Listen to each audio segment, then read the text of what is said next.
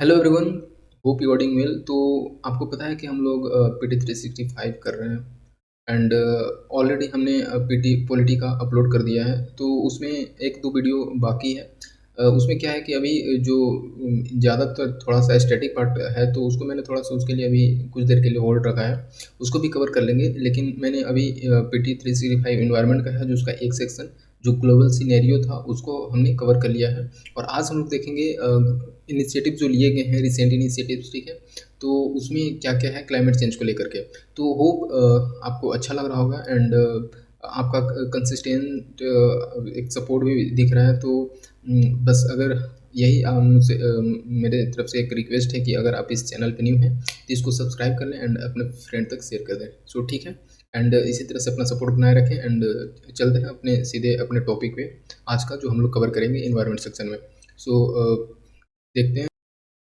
तो हम लोग को कवर करना था international conference convention and initiatives and फिर क्लाइमेट मिटिगेशन एंड एडेप्टेशन। तो जितना हो सके हम लोग ज़्यादा से ज़्यादा कवर करने की कोशिश करेंगे एंड बस आपसे रिक्वेस्ट है कि आपका कंसिस्टेंट एक सपोर्ट चाहिए। सो चलिए मिलते हैं एंड थैंक यू। तो सबसे बड़ी बात है कि ये न्यूज़ में क्यों रहा, क्योंकि आपको पता है कि कोप जो होता है कॉन्फ्रेंस ऑफ पार्टी, ये एनुअली कंडक्ट किया जाता है। तो यही जो 28th वाला जो कोप हुआ था उसी को लेकर के। और आपको पता है कि ये हुआ था दुबई, ठीक है, दुबई यूएई में। और ये जो सब बात है कि जो कोप का जो कॉन्फ्रेंस होता है ये आता है यूएनएफसीसीसी के अंदर, ठीक है, United nation framework convention on climate change के अंदर आती है। तो इस पे लेकर के कि क्या इसका आउटकम रहा, क्या क्या इस पे इनिशिएटिव लिए गए, उसको हम लोग इसमें देखने का कोशिश करेंगे। सबसे पहले देख लेते हैं कि ये आपको पता है कि यूएनएफसीसी के अंदर अंदर आता है और इसमें बेसिकली क्लाइमेट क्राइसिस को एड्रेस करने के लिए ये मीटिंग कंडक्ट किया जाता है। और इसका बात करते हैं तो ये जो है ये रिव्यू करती है मीटिंग एनडीसी के, जो कि नेशनली डिटरमाइंड कंट्रीब्यूशन होता है। एंड ये जो समिट सबसे पहले अगर बात करते हैं तो ये जो कंट्री के द्वारा सबमिट किया गया था पेरिस एग्रीमेंट 2015 में, नेशनली डिटरमाइंड कंट्रीब्यूशन, ठीक है। आगे जो है ये बात करें जैसे फाइनल डॉक्यूमेंट जो है ये इसका कोप का, तो इसमें जो है यूएई कंसेसस में ये अडॉप्ट किया गया, क्योंकि यहीं पे हो रहा था कोप 28, तो यहीं पे किया जाएगा। बात करते हैं कि कोप 29 जो 24 में होना है वो कहाँ पे होगा। तो वो बेसिकली अजरबैजान कंडक्ट करेगी, ठीक है। और कोप 30 का बात करते हैं तो ये ब्राज़ील के द्वारा किया जाएगा होस्ट। आगे देखते हैं इसमें क्या क्या इनिशिएटिव्स लिए गए, ठीक है, अलग अलग आउटकम्स क्या क्या थे। तो अगर हम लोग बात करते हैं पहले क्लाइमेट फाइनेंस का, तो क्लाइमेट फाइनेंस में बात करते हैं लॉस एंड डैमेज फंड, ठीक है। और लॉस एंड डैमेज फंड में वैसे कंट्रीज आते हैं जो कि बात करते हैं जैसे हीट वेव हो गया, सी लेवल राइज किया, ठीक है, या क्रॉप फेलियर का कुछ ऐसे कंडीशन आ गए, मतलब जो भी ऐसे क्लाइमेट क्राइसिस होता है उसके अंदर loss and damage fund provide किया जाता है उन कंट्री को। तो इसमें देख लेते हैं कि क्या क्या है। तो सबसे पहले अगर बात करते हैं loss and damage fund announcement का, तो ये कोप 27 में हुआ था, ठीक है। और आपको पता है कोप 27 हुआ था शर्म शेख इजिप्ट में, और ये 2022 में। और अभी 2023 में कोप 28 हुआ एंड 4 में होगा अजरबैजान एंड आप देख सकते हैं यहाँ पे 30 में, 30 वाला ब्राज़ील में। आगे देखते हैं कि जैसे अगर बात करते हैं जैसे जो इस बेसिकली इसका क्या मतलब रहा कि हाँ लॉस एंड डैमेज फंड दिया जाएगा, क्यों दिया जाएगा, ठीक है। तो कुछ ऐसे बेसिकली कंपनसेट करना है उन कंट्री को, जैसे कि मैंने बताया कि जो ऑलरेडी क्लाइमेट क्राइसिस से सफ़र कर रहे हैं, तो उन कंट्री को कंपनसेट करने के लिए ये चीज़ स्टेप लिया गया है, ठीक है। तो आप मैंने यहाँ पे ऑलरेडी ये डिस्कस कर दिया है, हीट वेव, क्रॉप फेलियर, सी लेवल राइज के कारण जो सफ़र करते हैं। आगे देखते हैं कि जैसे कि अगर बात करते हैं ऑर्सो इंटरनेशनल मैकेनिज्म, तो अगर ये लॉस एंड डैमेज फंड के बारे में इसमें बात करें तो इस्टेब्लिश कब किया गया था, तो ये जो सबसे पहले ये कोप 19 में वॉर्सो में लिया गया था स्टेप, ठीक है। बस इसमें ये एड्रेस किया गया था ये लॉस एंड डैमेज फंड को लेकर के। आगे देखते हैं जैसे कि अगर बात करते हैं कि ये एडमिनिस्टर किसके द्वारा किया जाएगा जो फाइनेंस है। तो ये आपको पता है कि अगर वर्ल्ड में बात करें तो वर्ल्ड बैंक का एक इम्पोर्टेंट रोल रहता है किसी भी चीज़ के डेवलपमेंट में। तो ये वर्ल्ड बैंक का इम्पोर्टेंट रोल है, एडमिनिस्टर करेगी। और ये जो है ये बेसिकली 4 साल के लिए ये पीरियड के लिए रहेगा, ठीक है। तो हम बात करते हैं कि लेकिन इसका जो मैनेज किया जाएगा वो इंडिपेंडेंट सेक्रेटेरिएट के द्वारा मैनेज किया जाएगा। आगे देख लेते हैं कि ये जो इसमें फंड प्रोवाइड के लिए कौन कौन से कंट्री ने आगे आया है। तो यूएई है, ठीक है, जर्मनी है, यूके है, जापान है और भी ऐसे अदर कंट्रीज़ हैं। मोबिलाइजेशन का बात करते हैं तो $83.9 बिलियन मोबिलाइज करना है ये लॉस एंड डैमेज फंड के लिए, ठीक है। और ये फाइनेंस बेसिकली इसमें प्रोवाइड किया जाएगा कि ग्रीन क्लाइमेट फंड, ठीक है, एडेप्टेशन के लिए अगर कुछ ऐसा सिचुएशन हो गया है तो उसको फिर से कैसे रिजोल्व किया जाए, अडेप्ट किया जाए, और लिस्ट डेवलप्ड कंट्रीज़ को फंड प्रोवाइड करने के लिए, और बेसिकली जो स्पेशल क्लाइमेट चेंज फंड है वो चीज़ दिया जाएगा। आगे देख लेते हैं कि जैसे डिक्लेरेशन है क्लाइमेट चेंज फाइनेंस फ्रेमवर्क का, वो इंडिया जो है ये पार्ट है इसका। तो ये चीज़ हम लोग यहाँ से देख सकते हैं कि इंडिया इसका पार्ट है, ठीक है, declaration on global climate finance framework. तो ये चीज़ समझ सकते हैं। आगे देखते हैं क्या आउटकम रहा।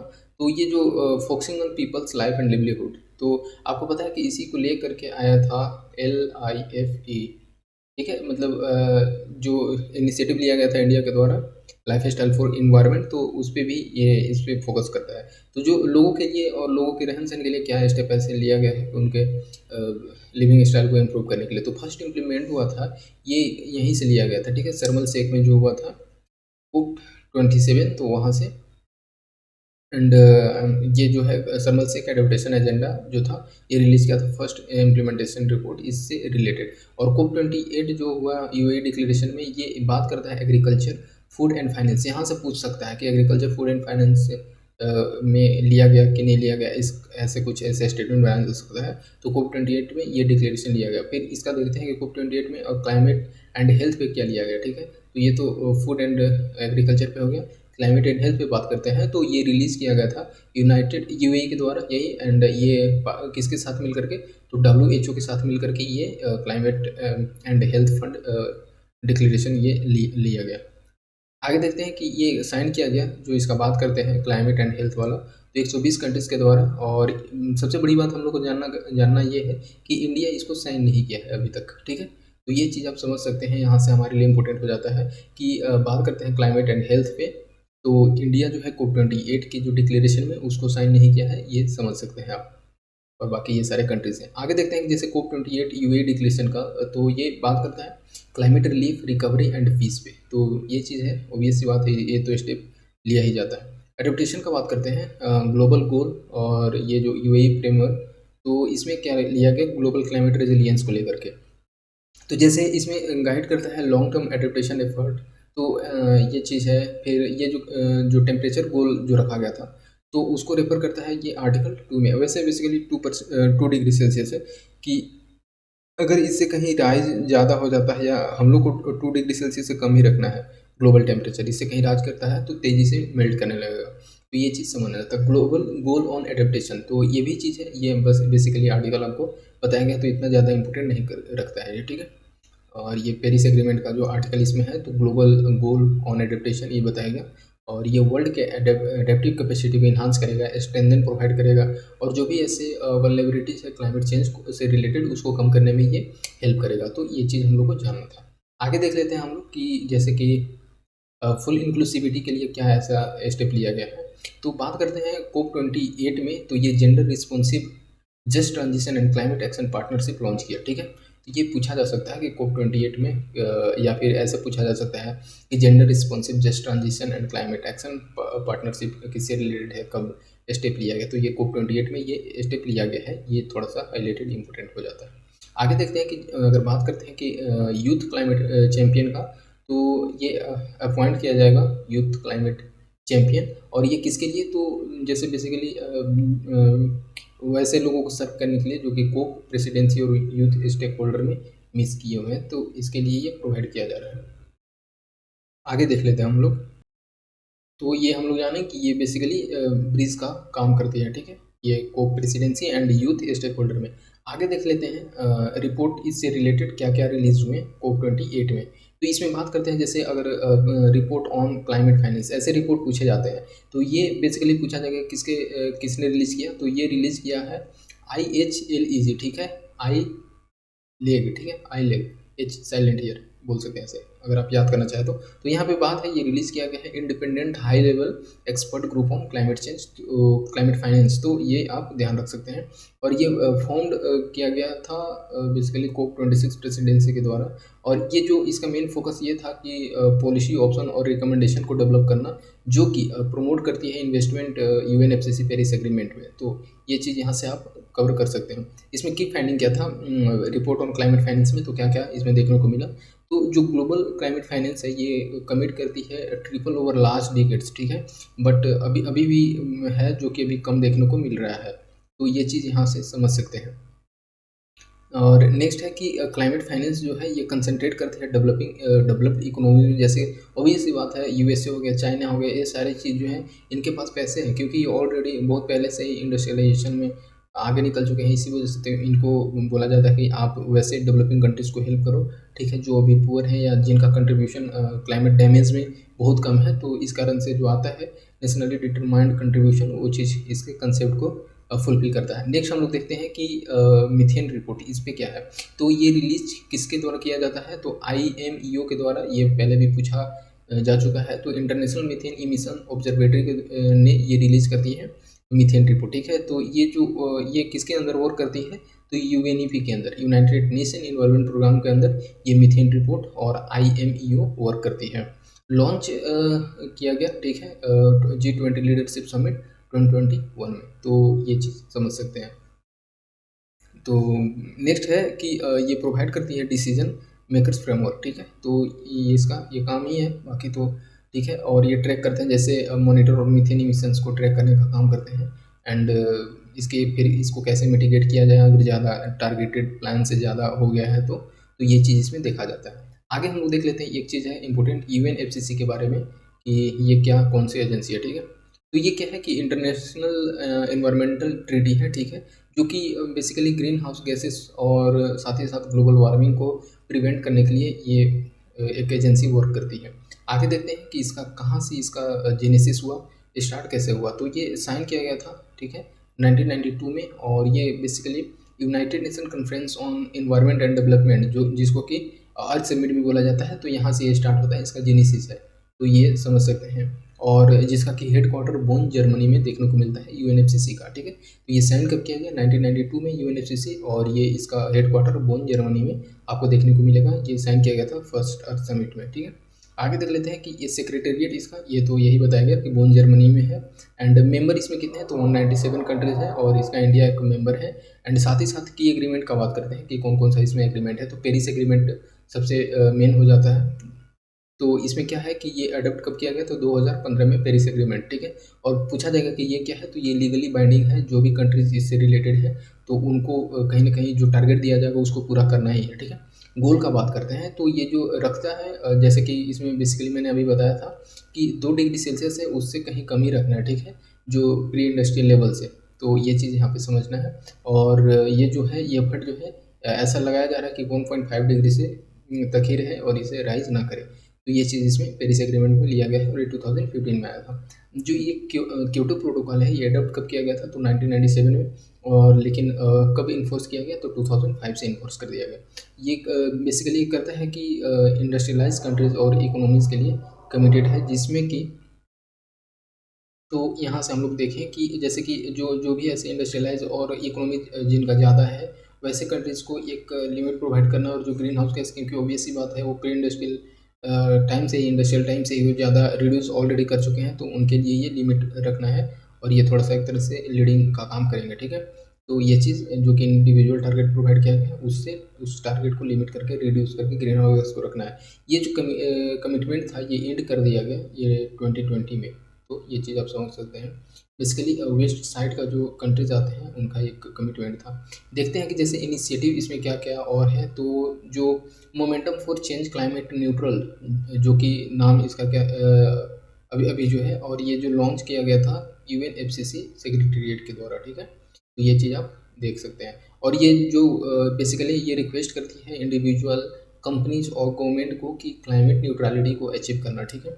और ये जो बेसिकली इसमें 3 स्टेप बताया गया है, जो कि मेजरिंग क्लाइमेट फुटप्रिंट, पहले इसको मेजर करो कि क्या कंडीशंस हैं, कितने कार्बन रिलीज हो रहे हैं, क्या है। उसके बाद रिड्यूस इसको करना है, और ऑफसेटिंग द इमिशन, फिर उसको इमिशंस को ऑफसेट कर देना है। तो ये चीज़ इसमें बताया गया है 3 स्टेप में, momentum for climate change neutral. Now आगे देख लेते हैं हम लोग रिपोर्ट जो कौन कौन सा रिलीज़ किया जाता है UNFCCC के द्वारा, ठीक है। तो इसमें देखते हैं रिपोर्ट में कि ये जो जीएसटी, जिसको कि ये जीएसटी नहीं है, ये ग्लोबल स्टॉकटेक है, ये टेक्निकल सिंथेटिक रिपोर्ट। तो ये जीएसटी रिपोर्ट किसके द्वारा रिलीज किया जाता है, तो यूएनएफसीसी के द्वारा। एंड इसमें क्या होता है कि ग्लोबल स्टॉकटेक जो है ये प्रोसेस है, ठीक है, वैसे कंट्री के लिए जो कि बेसिकली एक कलेक्टिवली प्रोग्रेस कर रही है और इस जो गोल रखा गया है उसको मीट करने के लिए, ठीक है। और ये गोल कब लिया गया था, तो ये पेरिस एग्रीमेंट में, और ये दिया जाता है वंस एवरी 5 ईयर। तो ये बहुत ही अच्छा इंपॉर्टेंट रोल प्ले करती है ये ग्लोबल स्टॉकटेक। तो इसमें यही जाना था कि जो ये बेसिकली वैसे कंट्री को चेक करती है, ठीक है, वैसे कंट्री के प्रोग्रेस को देखती है कि उन्होंने जो मेजर्स रखा गया है उसको कलेक्टिवली पूरा कर रहे हैं कि नहीं, ठीक है। और उसमें जो कोप जो पेरिस एग्रीमेंट में रखा गया था टारगेट, तो उस चीज़ को कलेक्टिवली कर रहे हैं कि नहीं प्रोग्रेस में, तो उसको देखना था। तो ये चीज़ें देखते हैं इसका जो ग्लोबल स्टॉकटेक का, तो ये स्टार्ट हुआ पार्टीज को ये पेरिस एग्रीमेंट से, और ये जो है 8 स्टेप फॉलो करती है। तो 8 स्टेप, इसको हम लोग थोड़ा सा एक वन वे में देख लेते हैं। तो ये tripling renewable energy capacity globally, ठीक है। तो ट्रिपल करना है रिन्यूएबल एनर्जी कैपेसिटी को। तो ये चीज़ आप समझ सकते हैं क्योंकि इसका बहुत ही ज़्यादा ज़रूरी है रिन्यूएबल एनर्जी को ट्रिपल करना, क्योंकि इससे पोल्यूशन और ये चीज़ कम हो सके, ठीक है। और डबल करना है, ठीक है, ग्लोबल एवरेज एनुअल रेट को, ठीक है, एनर्जी एफिशिएंसी को। और ये जो टारगेट रखा गया है 2030 तक, तो हम लोग को ट्रिपल क्या करना है, renewable energy capacity, and double करना है ग्लोबल एनुअल एनर्जी एफिशिएंसी, ठीक है। तो ये चीज़ समझ सकते हैं। आगे देखते हैं कि एक्सेलरेट करना है एफर्ट, वैसे फेज जो कि फेज डाउन करना है अनअबेटेड कोल पावर, ठीक है, जो कि वर्क नहीं कर रही है, और ये चीज़ जो सुटेबल नहीं है इन्वायरमेंट के लिए, उसको फेज डाउन करना है। तो ये चीज़ स्टेप भी लिया गया है। साथ ही साथ बात करते हैं कि एक्सेलरेट करना है वैसे नेट जीरो एमिशंस, और साथ ही साथ एनर्जी सिस्टम और यूटिलाइज ज़ीरो, ठीक है। तो ये जो लो कार्बन फ्यूल है उस बेसिकली उस पर फोकस करना है, क्योंकि जितना कार्बन कम रहेगा तो इमिशंस भी कम होगा, एंड फाइनली ग्लोबल वार्मिंग वाले जो सिचुएशन है उसको टैकल किया जा सकेगा। ट्रांजिशनिंग का बात करते हैं, ये जो है कि फोसिल फ्यूल से अलग इसको रखा गया है। तो ये चीज़ हम लोग देख सकते हैं, जैसे एनर्जी सिस्टम जो है, energy system in just orderly and equitable manner, तो ये फोसिल फ्यूल से अलग है, तो ये भी समझ सकते हैं। एक्सेलरेट करता है लो इमिशंस और टेक्नोलॉजी को, इस पे भी फोकस किया गया है, लो इमिशंस एंड टेक्नोलॉजी पे। बेसिकली इंक्लूड करता है, जैसे रिन्यूएबल एनर्जी का बात करें, nuclear and carbon capture utilisation, तो ये चीज़ रहेगा तो और भी अच्छा है, ठीक है, nuclear and carbon capture utilisation and storage. आगे देखते हैं कि एक्सेलरेट करता है सब्सटेंशियली एंड रिड्यूस करता है नॉन कार्बन डाइऑक्साइड इमिशंस को, ठीक है, ग्लोबली। तो ये चीज़ यहाँ पे हम लोग को देखना था। आगे है कि एक्सेलरेट करती है reduction of emissions from road transport. तो ऑब्वियस सी बात है कि अगर हम लोग थोड़ा सा जैसे ग्रीन हाइड्रोजन वाले या फिर इथेनॉल वाले जो कोई फ्यूल यूज़ करेंगे तो इससे तो कम होगा, तो इसके लिए भी ये फोकस लिया गया है। फेजिंग आउट करना है इनएफिशिएंट फॉसिल फ्यूल सब्सिडीज़ को, क्योंकि जैसे क्या होता है कि इस पर ज़्यादा अगर सब्सिडीज़ दिया जाता है तो लोग इसको और ज़्यादा यूज़ करते हैं, ठीक है। तो जब अगर इस पर कम सब्सिडी दिया जाएगा, ठीक है, हाई टैक्सेस लगाए जाएंगे, तो ऑब्वियस सी बात है इसको लोग कम करेंगे, एंड जो इन्वायरमेंट फ्रेंडली है उसको ज़्यादा फोकस करेंगे। तो इसके लिए ये चीज़ फोकस किया जा रहा है। आगे देखते हैं जैसे पेरिस एग्रीमेंट सिंथेसिस रिपोर्ट, तो इस पर क्या स्टेप लिया गया है। तो पेरिस एग्रीमेंट सिंथेसिस रिपोर्ट यहाँ पे देखना है कि ये बेसिकली तो जो लेटेस्ट वाले जो इंडिसेस का बात करते हैं नेशनल डिटरमाइंड कंट्रीब्यूशन का, तो इंक्रीज करेगी इमिशंस बाई अप्रोक्सीमेटली 8.8%, ठीक है, और 2030 तक जो लेवल रखा गया था 2010 के लेवल से। तो इसमें ये है, और एक जो है ये 40% जो इस पार्टी जो है ये आउटलाइन किया गया है। ये जो हम लोग देखते हैं लोकल कम्युनिटीज़ और इंडिजिनस पीपल के राइट को बेसिकली 40% पार्टीज जो हैं उन्होंने पहचाना है, और ये बेसिकली एडेप्टेशन में इनका एक बेटर रोल रहे, ठीक है। तो ये इंडिसीज के कंपोनेंट में इंक्लूड किया गया है local communities and right of indigenous people को। आगे देख लेते हैं, अब हम लोग वहाँ तक तो एंड किए। नेक्स्ट है जैसे कि इनिशिएटिव जो है ये COP28 में कौन कौन से लॉन्च किए गए, और इंडिया के बेसिकली इसमें इंडिया के पर्सपेक्टिव से हम लोग देखेंगे। तो ग्लोबल ग्रीन क्रेडिट इनिशिएटिव, ठीक है, तो ये चीज़ तो इम्पोर्टेंट है। ये किसने लॉन्च किया, तो ये इंडिया ने लॉन्च किया ग्लोबल ग्रीन क्रेडिट इनिशिएटिव। इसके कुछ कुछ फीचर्स जो हैं, और इंडिया का है तो हम लोग को तो अच्छे से पढ़ना पड़ेगा। आगे देखते हैं कि ये जो इसमें क्या फीचर्स हैं, ठीक है। तो ये सर्व करेगी जैसे international platform for dialogue collaboration and the exchange for innovative environmental programme, ठीक है। तो इस फॉर्म में ये जैसे बेसिकली क्या होता है कि अगर हम लोग यूनाइटेड नेशन का बात करें वर्ल्ड लेवल पे, तो अलग अलग यूएनएफसीसी जैसे प्लेटफॉर्म होते हैं। तो वो जो क्लाइमेट के इमिशंस में कितना ग्लोबल वार्मिंग है उसको कम के लिए जिस तरह से डायलॉग और ये चीज़ स्टेप लिए जाते हैं, उसी तरह से एक बेसिकली एक बोल सकते हैं स्मॉल स्टेप टाइप से है ग्लोबल ग्रीन क्रेडिट, ठीक है, इनिशिएटिव। तो इसमें वही है बताया जा रहा है कि इंटरनेशनल प्लेटफॉर्म फॉर डायलॉग जैसा ये वर्क करेगी, ठीक है, कोलेबोरेट करेंगे, साथ ही साथ जो इनोवेटिव और इन्वायरमेंटल प्रोग्राम से रिलेटेड जो रहेंगे उसको एक दूसरे से एक्सचेंज करेंगे वैसे इंस्ट्रूमेंट को, ठीक है। तो ये चीज़ इसमें देखा जाएगा। तो इसका बहुत ही एक ब्रॉड आइडिया है, अच्छा खासा आइडिया है ये इंडिया के द्वारा जो लिया गया है। आगे देखते हैं इसको और भी जाना जाता है, जैसे कि इसको बोल सकते हैं global platform for nature's ecological transformation. तो ये भी अच्छा इसका नाम है, तो ये समझ सकते हैं, शायद ऐसा उल्टा दे करके पूछा जा सके।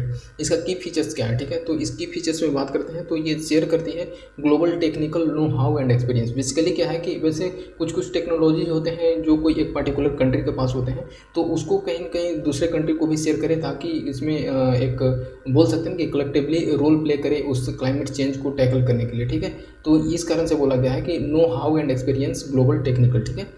साथ ही साथ ये सेव करना है ग्रीन क्रेडिट पॉलिसी इंस्ट्रूमेंट को, तो ये भी चीज़ है। फिर सपोर्ट करना है सपोर्ट इम्प्लीमेंटेशन, जिसमें कि और वैसे प्रैक्टिस कंपोनेंट को जो कि क्रिएट किया गया है वन कॉमन वैल्यू चेन के बेसिस पे, ठीक है।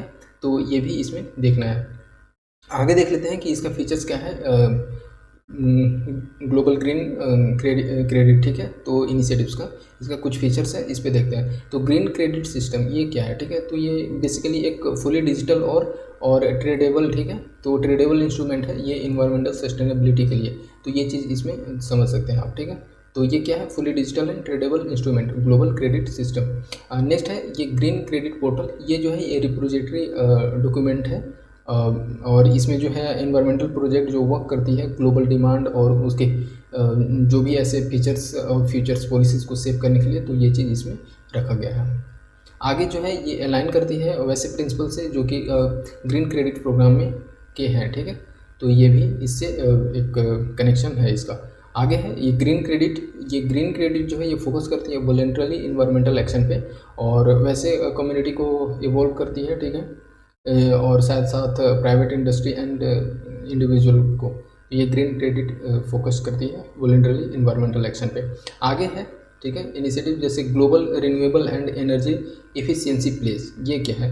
तो ये किया गया 118 कंट्रीज ने साइन किए, एंड ये जो साइन हुआ COP28 में। लेकिन सबसे बड़ी बात यह है कि इंडिया जो है इसका सिग्नेटरी नहीं है, तो ये ध्यान रखना है कि global renewable and energy efficiency place. जबकि देखिए एक रिन्यूएबल एनर्जी में बेसिकली इंडिया का बहुत ही बड़ा रोल है, बट इस पर मतलब इसका ये सिग्नेटरी नहीं है। इस पे एम क्या रखा गया है, बेसिकली इसका एम के कारण ऐसा कुछ होगा कि इसमें रखा गया है कि triple the global installed renewable energy capacity at least इतना, ठीक है, 11,000 गीगावाट तक इसको ट्रिपल करना है। जो भी ऐसे रिन्यूएबल एनर्जी कैपेसिटी इंस्टॉल किए गए हैं, जैसे अगर हम लोग सोलर का बात करें, विंड का बात करें, तो ये सारी चीज़ें हैं उससे, तो ये चीज़ कवर करना है। और ये भी बात किया गया है कि और डबल करना है ग्लोबल एनर्जी एफिशिएंसी को, और इम्प्रूव करना है, जैसे कि 4% से ज़्यादा ये टारगेट रखा गया है 2030 तक, ठीक है। और फेज डाउन जो है ये कोल, तो इसमें मुझे ये लगता है, माय पर्सनल एक व्यू है कि जो ये टारगेट रखा गया है फेज डाउन करने का अनवेटेड कोल का, और साथ ही साथ ये बहुत ही शॉर्ट टर्म जो 2030 तक रखा गया है, उसको ध्यान में रखते हुए इंडिया ने साइन नहीं किया इस global renewable and energy efficiency page को, ठीक है। तो ये आप समझ सकते हैं। आगे जो है ये ग्लोबल कूलिंग प्लेस, ठीक है, ये क्या है। तो ये जो बेसिकली किसने इनिशिएट किया, तो ये यूएई ने खुद इनिशिएट किया, और फिर इसमें भी जो है इंडिया सिग्नेटरी नहीं है, तो आप समझ सकते हैं ग्लोबल कूलिंग प्लेस का। तो इसमें भी कुछ ऐसे एम होंगे जो कि रिसेंटली फॉलो नहीं किया जा सकता है, तो इसके लेकर के देखते हैं आगे क्या है एम। तो ये कमिट करती है वैसे कंट्री को रिड्यूस करने के लिए, ठीक है, कूलिंग इमिशंस जो कि कम से कम 68%, और ये भी टारगेट रखा गया है 2050 तक। तो ये ध्यान रखना है। कूलिंग इमिशंस में को रिड्यूस करने बेसिकली वैसे कूलिंग एजेंट जो जैसे कि CFCs हो गए, HCFCs हो गए, तो वो सारे जो होते हैं ओजोन लेयर को कहीं ना कहीं डिप्लीट करने का काम करते हैं। तो उसी को ध्यान में रखते हुए जो कूलिंग एजेंट हैं, ठीक है, उसको एक रिड्यूस करने का बात किया गया है, वो भी 68% तक, और टारगेट रखा है 2050। आगे देखते हैं, ये इंक्रीज़ करता है एक्सेसिबल, ठीक है, एक्सेस करता है बेसिकली सस्टेनेबल कूलिंग, और जो कि 2030 तक है, ठीक है। तो ये इसमें यही देखना है कि मतलब एक सस्टेनेबल कूलिंग को एक्सेस करना है। जैसे कि सस्टेनेबल कूलिंग एक्सेस करने का यहाँ पे बेसिकली ये मतलब बोल रहा है कि आप ठीक है अपना जो अभी प्रेजेंट का नीड फुलफिल करो, बट फ्यूचर का भी ध्यान में रखना है कि उनको हार्म ना किया जाए। तो उसी को वैसे जो टेक्नोलॉजीज को एडेप्ट करने के लिए 2030 तक टारगेट रखा गया था। आगे देखते हैं कि जैसे इंक्रीज करते हैं ग्लोबल एवरेज इफिशियंसी, ठीक है, और ये न्यू एयर कंडीशनर, तो ये भी 50% तक, तो ये समझ सकते हैं। आगे जो है ये जैसे कि इमिशंस का बात करते हैं, इमिशन टारगेट ये भी ड्रॉ करना है, और ये वैसे मॉडलिंग पे जो कि UNEP cool coalition report global cooling watch 2023 देखती है, ठीक है, कीपिंग इट चिल, ये अच्छा रिपोर्ट है, ठीक है। तो ये तो हम लोग का बेसिकली यहाँ पे ये पूछा जा सकता है, ठीक है, कि ये जो ग्लोबल कूलिंग जो प्लेस है वो किसके मॉडल पे बेस है, तो यूएनईपी के मॉडल पे, और इन यूएनईपी के कौन सा मॉडल है ये भी है, तो ये cool coalition report global cooling watch 2023, ठीक है, तो इसके बेसिस पे है। तो ये आप समझ सकते हैं। आगे देखते हैं जैसे कि fossils fuel oil and gas decarbonisation, ठीक है, चार्टर, तो ये क्या है, ये साइन किया गया 50 कंपनीज ने साइन किए, और ये रिप्रेजेंट करती है जैसे कि 40% ग्लोबल ऑयल प्रोडक्शन का, तो ये चीज़ समझ सकते हैं। ये ग्लोबल इंडस्ट्री चार्टर जो है ये डेडिकेट करती है और स्पीड करना जैसे भी क्लाइमेट एक्शन, और साथ ही साथ हाई स्केल इम्पैक्ट जो होते हैं ऑयल एंड गैस सेक्टर में उसको एक अचीव करना, ठीक है। तो ये चीज़ यहाँ पे इसमें लिया गया है, कंपनीज ने साइन किए हैं 50 कंपनी, तो ठीक है। तो इंडिया का इसमें की इनिशिएटिव का बात करते हैं, तो इसमें क्या क्या इनिशिएटिव लिए गए हैं इसके अंदर, तो जीडीए बात करते हैं कि ग्लोबल डिकार्बनाइजेशन एक्सेलरेटर, तो ये लॉन्च किया गया ग्लोबल क्लाइमेट एक्शन समिट, ठीक है, अभी हाल ही में जो हुआ था, तो इसमें तो ये भी हम लोग को देखना है कि ये फोकस करती है 3 की पिलर पे, ये स्केल करती है एनर्जी सिस्टम ऑफ, ठीक है, आने वाले फ्यूचर में, आने वाले डे में, तो उसको एनर्जी सिस्टम को स्केल करना, डिकार्बनाइजेशन, ठीक है, तो ये एनर्जी सिस्टम आज का उसको डिकार्बनाइज करना, जैसे जो भी अभी क्योंकि आपको पता है कि कार्बन का परसेंटेज अभी ज़्यादा है अपना क्लाइमेट में, इन्वायरमेंट में, तो उसको कम करना। टारगेट किया गया है methane and other non CO2 green house gases को, तो non CO2 green house gases आपको पता है एक होता है HFC, ठीक है, हाइड्रोफ्लोरोकार्बन, तो ये बहुत ही ज़्यादा एक बेसिकली इसका 28 टाइम्स ज़्यादा इसका रहता है कैपेसिटी ग्रीन कार्बन, ठीक है, तो ग्रीन हाउस गैस में इसका एक इम्पोर्टेंट रोल रहता है, तो इस जैसे एलिमेंट को करना, ठीक है, डिकार्बनाइज और टारगेट करना। आगे देखते हैं जैसे कि बात करते हैं अफ्रीका ग्रीन इंडस्ट्रियलाइजेशन इनिशिएटिव, ठीक है, तो जो कि शॉर्ट नाम है AGII, ठीक है, तो ये चीज़ है, तो नाम से ही इसका पता चल रहा है कि अफ्रीका ग्रीन इंडस्ट्रियलाइजेशन इनिशिएटिव, तो ये अफ्रीकन लीडर जो थे ये लॉन्च किए कहाँ पे, तो COP28 में ही, और इसका एम ये रखा गया कि एक्सेलरेट करना है ग्रीन ग्रोथ ऑफ इंडस्ट्रीज़ का, ठीक है, कहाँ पे, तो अफ्रीका का है, तो अफ्रीका में ही, एंड अट्रैक्ट करना है फाइनेंस एंड इन्वेस्टमेंट अपॉर्चुनिटीज़ को। तो हो सकता है कि एक कंट्रीज जो लॉन्च करती है तो दूसरा भी अदर कंट्रीज भी होते हैं इनसे इंस्पायर होते हैं, तो इसका एम यही है कि ग्रीन ग्रोथ करना, क्योंकि अभी बहुत ज़्यादा ऐसे इंडस्ट्रीज़ में होता है कि बेसिकली नॉन रिन्यूएबल रिसोर्सेज का यूज़ करके कोल वगैरह ये सारे चीज़ होते हैं वो उसको ऐसा यूज़ किया जाता है, तो उससे कार्बन ज़्यादा रिलीज होता है। आगे देखते हैं G7 क्लाइमेट क्लब, इसमें क्या क्या स्टेप लिया गया है। ये बेसिकली जर्मनी और चीन के द्वारा ये लॉन्च किया गया, ठीक है, और इसमें जो है 36 मेंबर कंट्रीज भी हैं, जैसे कि अगर हम बात करते हैं केन्या का, यूरोपियन यूनियन का, स्विट्ज़रलैंड और भी अदर है। इंडिया का एक देखें तो इंडिया जो है इसका ये मेंबर नहीं है G7 क्लाइमेट क्लब का, ठीक है, तो इसका इंडिया मेंबर नहीं है। आगे देख लेते हैं इसमें कि ओपन कोऑपरेटिव और इंक्लूसिव फोरम है ये क्लाइमेट एम्बिशियस कंट्रीज का, ठीक है, तो क्लाइमेट एम्बिशियस कंट्रीज बेसिकली ये सारे जो कि क्लाइमेट को लेकर के थोड़ा ज़्यादा सीरियस है, तो वो सारे कंट्रीज़ का एक ओपन कोऑपरेटिव और इंक्लूसिव फोरम हो जाता है, जो कि जो गोल है सपोर्ट करना और साथ ही साथ इफेक्टिव इम्प्लीमेंटेशन करना, जो भी ऐसे गोल लिए गए हैं पेरिस एग्रीमेंट में, उसके लिए ये थोड़ा सा एक आगे आकर के इस रोल प्ले कर रहे हैं। तो ये चीज़ यहाँ पे देखने को मिलता है। देखते हैं G7 क्लाइमेट क्लब का, ठीक है, इसका एम क्या रखा गया है। तो ये चीज़ सबसे ज़्यादा इंपॉर्टेंट हम लोग एक बार फिर से आपको बता रहे हैं कि इंडिया इसका मेंबर नहीं है, तो ये बहुत ही ज़्यादा मैटर करता है। आगे देखते हैं कि इसका एम क्या है। तो ये सपोर्ट करती है और एक्सेलरेट करती है क्लाइमेट एक्शन का, और साथ ही साथ इंक्रीज करती है ambitions to achieve global net zero green house gas emissions, ठीक है। और ये भी टारगेट रखा गया है मिड सेंचुरी, ठीक है। तो ये चीज़ समझ सकते हैं। और ये जो मेन इसमें पर्टिकुलर फोकस रखा गया है कि वैसे सारे जो इंडस्ट्री है उसको डीकार्बोनाइज करना, उसमें जो कार्बन कैपेसिटी जो होता है अलग अलग से उसको थोड़ा सा कम करना, तो ये चीज़ इसका टारगेट रखा गया है। ये फर्स्ट किसने प्रपोज किया था इसको, तो जर्मनी ने। और ये कब, तो G7 समिट के टाइम पे, ठीक है। और ये कब, 2022 में। तो सबसे इसमें पूछ सकता है कि G7 क्लाइमेट क्लब को लेकर के सबसे पहले कौन प्रपोज किया, तो जर्मनी। इसमें इंटरिम सेक्रेटेरिएट का बात करते हैं, तो ये जो OECD है, इकोनॉमिक कोऑपरेशन एंड डेवलपमेंट, तो और एक और जो है इंटरिम सेक्रेटेरिएट IEA, ठीक है, इंटरनेशनल एनर्जी एजेंसी। यहाँ पे हम लोग देखें एलाइड क्लाइमेट पार्टनर्स का बात करते हैं, एलाइड क्लाइमेट पार्टनर्स प्लेटफॉर्म। तो इसका जो इनिशियल फाउंडर है, ये इसमें बहुत सारे ऐसे कंट्रीज जो हैं जैसे कि और इसमें जो है इनिशियल फाउंडर इंक्लूड ऐसे करते हैं अर्नल्ड वेंचर, ठीक है, बेलमर ग्रुप। तो ये सारे जो हैं इसको लेकर के इनिशिएटिव इस प्लेटफॉर्म को लॉन्च किए हैं सारे ने मिल करके, ठीक है। और यहाँ पे आप देखिए कि इन्वेस्टमेंट फंड फाउंडेशन, ठीक है। तो ये सारी चीज़ आप समझ सकते हैं। आगे देखते हैं कि जैसे ACP, जो इसका हम लोग बात करते हैं एलाइड क्लाइमेट पार्टनर्स का, तो ये क्या है, एक फिलेंथ्रोपिक इन्वेस्टमेंट ऑर्गेनाइजेशन। ये ध्यान रखना है कि ये किस तरह का है, ठीक है। तो लोगों की भलाई के लिए बेसिकली ये चीज़ है, तो फिलेंथ्रोपिक इन्वेस्टमेंट ऑर्गेनाइजेशन है। इसका एम क्या है कि वैसे जो है क्लाइमेट रिलेटेड प्रोजेक्ट और बिजनेस के नंबर को इंक्रीज करना, ठीक है, जो कि अभी इकोनॉमीज में ऐसे लिया जा रहा है, ठीक है। तो ये चीज़ आप समझिएगा। नेक्स्ट देखते हैं, तो यही है इसमें कि क्लाइमेट रिलेटेड जो भी प्रोजेक्ट होते हैं उसको और तेज़ी लाना और उसमें और इम्प्रूवमेंट करना, ये इसका काम है। और ये क्या है, तो फिलेंथ्रोपिक इन्वेस्टमेंट ऑर्गेनाइजेशन है। आगे है इनिशियल फोकस करता है वैसे रीजन्स में, जैसे कि अगर हम लोग बात करते हैं साउथ ईस्ट एशिया में, ठीक है, कैरेबियन में, सेंट्रल अमेरिका, अफ्रीका, ठीक है, और इंडिया। तो ये इस पर इनिशियल फोकस है और ये इन्वेस्ट करेंगे, ठीक है, south Asia clean energy facility. तो ये चीज़ ध्यान रखना है, ठीक है। तो south east Asia clean energy facility में इन्वेस्ट करेंगे ACP। आगे है ACP और जो IFC है, इंटरनेशनल फाइनेंस कॉरपोरेशन। तो इसका एम जो है ये जनरेट करना है 11 बिलियन, ठीक है, क्लाइमेट इन्वेस्टमेंट के लिए। और उन सारे जैसे डेवलपिंग कंट्रीज आ जाते हैं, इंडिया भी इंक्लूड हो जाएगा उनके लिए, ठीक है। तो ये इन्वेस्टमेंट इनको देना है इस ACP का। तो अच्छा एक इनिशिएटिव है क्लाइमेट को लेकर के। तो IFC का बात करते हैं, तो ये क्या है, एक प्राइवेट सेक्टर है, ठीक है। तो प्राइवेट सेक्टर है, आर्म है, और ये आर्म है वर्ल्ड बैंक का ही। तो इंटरनेशनल फाइनेंस कॉरपोरेशन, ये ध्यान रखिएगा। और ये इनकरेज करती है वैसे प्राइवेट इन्वेस्टमेंट का को, और ये भी डेवलपिंग कंट्रीज़ में। तो ये अच्छा स्टेप है।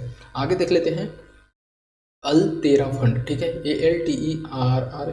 ये अल्तेरा फंड क्या है, तो ये किसने अनाउंस किया, तो UAE ने अनाउंस किया। और इसमें जो फंड है ये 30 बिलियन का है। और इसका विज़न जो रखा गया, ये विज़न है कि वर्ल्ड लार्जेस्ट प्राइवेट इन्वेस्टमेंट बनना, ठीक है, व्हीकल को लेकर के, और ये भी क्लाइमेट चेंज एक्शन के लिए, ठीक है। तो बेसिकली ये व्हीकल से रिलेटेड है, आप ये समझिएगा कि वर्ल्ड लार्जेस्ट प्राइवेट इन्वेस्टमेंट बनना।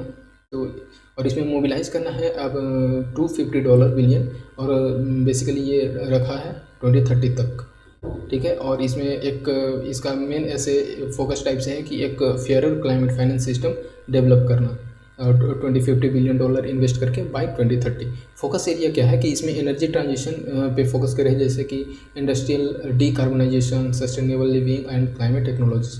तो इस तरह से फ्रेंड हम लोगों ने ये पूरा कंप्लीट किया। आगे देखते हैं इंडिया का क्या रोल है COP28 में, क्योंकि इंडिया को लेकर के थोड़ा ज़्यादा सीरियस है और इसमें अलग अलग इनिशिएटिव भी लिए हैं, किसी का पार्ट नहीं भी है।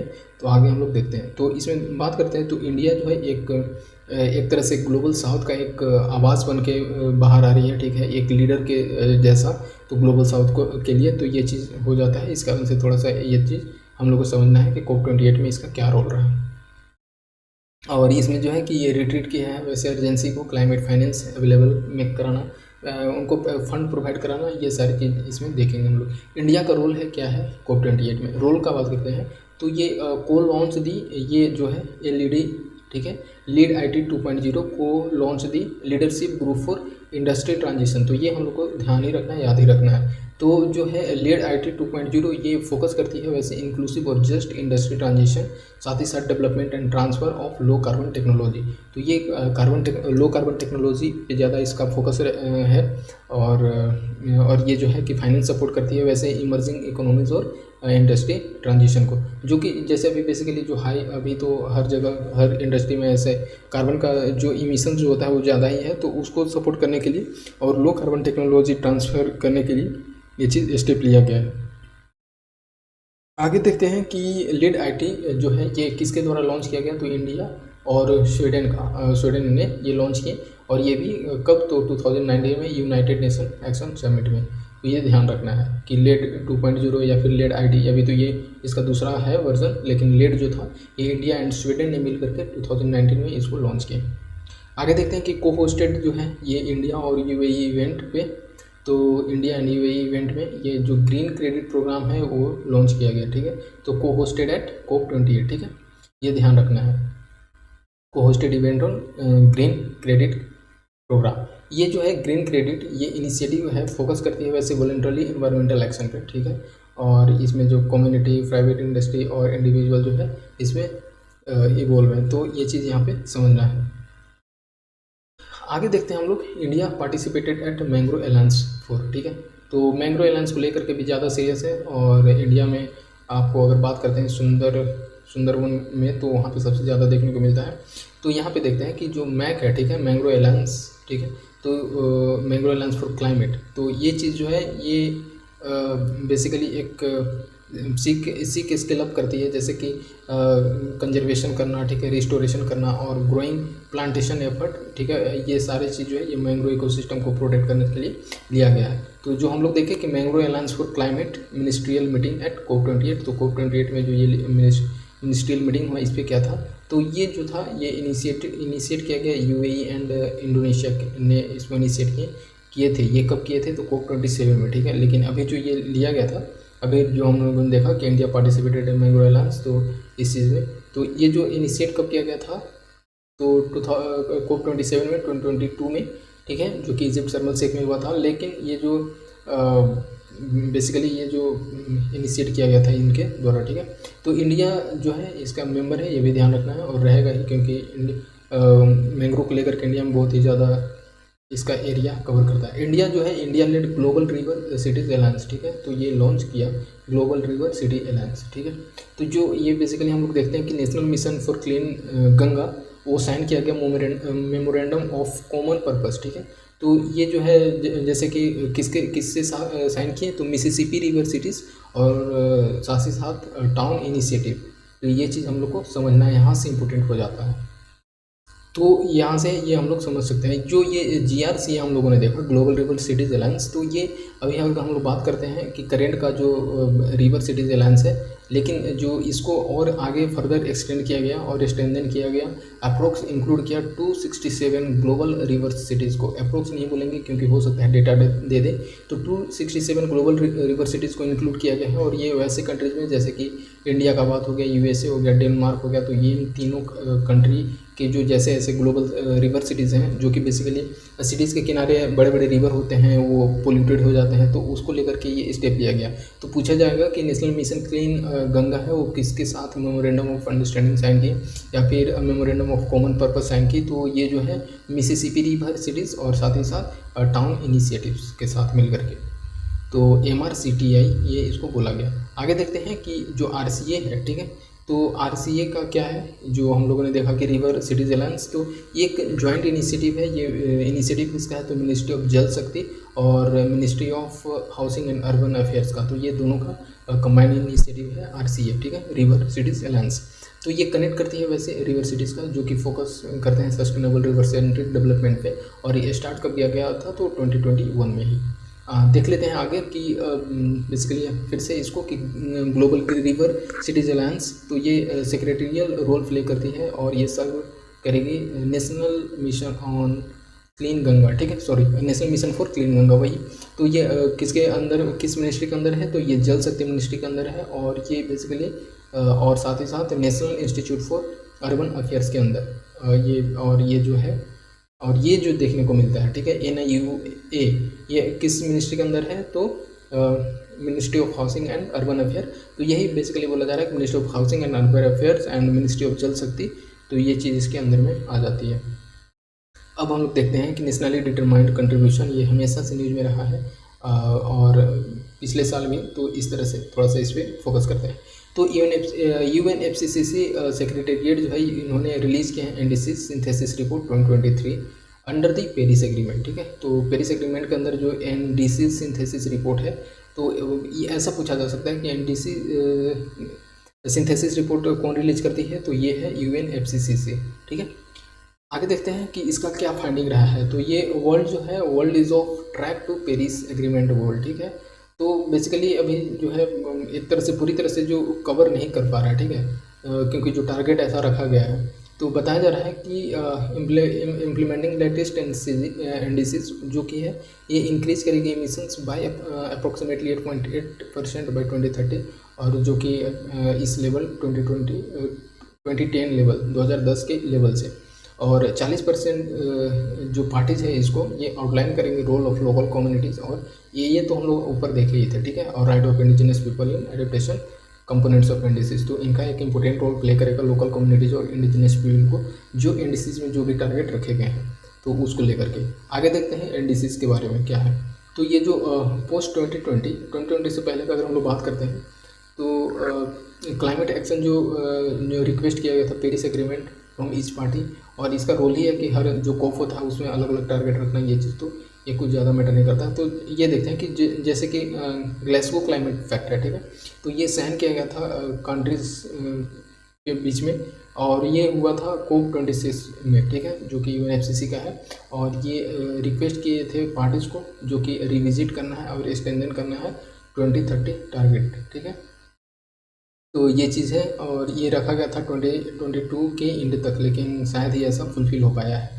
तो ये चीज़ आप समझ सकते हैं कि ग्लासगो क्लाइमेट फैक्ट जो है ये साइन किया गया था, कब साइन किया गया, तो ये COP26 में UNFCCC का जो है ये COP26 में साइन किया गया, और ये सारे वैसे कंट्रीज़ को ये रिविजिट और स्ट्रेंथन करना है वैसे 2030 टारगेट को बाय द एंड ऑफ 2022, और वो जो उसका जो NDCs था उसको इंड करना है, ठीक है, 2022 तक। आगे देखते हैं कि इस NDCs में तो वैसे कंट्रीज और कम्युनिकेट करते हैं, जो कि तो इसमें जो गोल रखा जाता है पेरिस एग्रीमेंट को लेकर के, तो उसमें जो है उसको रिड्यूस करना है ग्रीन हाउस गैस एमिशंस को, तो इसमें ये टारगेट रखा जाता है, ठीक है। और ये जो था बेसिकली ये जो एक्शन है वो रेजिलियंस बिल्ड करेगी, और ये जो इम्पैक्ट है राइजिंग टेम्परेचर का इशू है उसको अडॉप्ट करने के लिए सबमिट करती है every 5 year to UNFCCC secretariat को। आगे देखते हैं कि इंडिया और साथ ही साथ नेशनल डिटरमाइंड कंट्रीब्यूशंस क्या है। तो फर्स्ट NDC जो है ये पब्लिश्ड हुआ 2015 में, एंड इसको फिर अपडेट किया गया अगस्त 2022 में। अचीवमेंट क्या रहा इसमें, तो अचीवमेंट जो मतलब इसमें इस बीच में क्या क्या चेंजेस देखने को मिला, तो ये अचीव ठीक है, achieve two of its previous NDCs well ahead of its target. तो ये जो टारगेट रखा गया था पहले 2 में, तो उसको उससे कहीं अच्छे से इसको फुलफिल किया, और वो जो टारगेट था उसको अचीव कर लिया।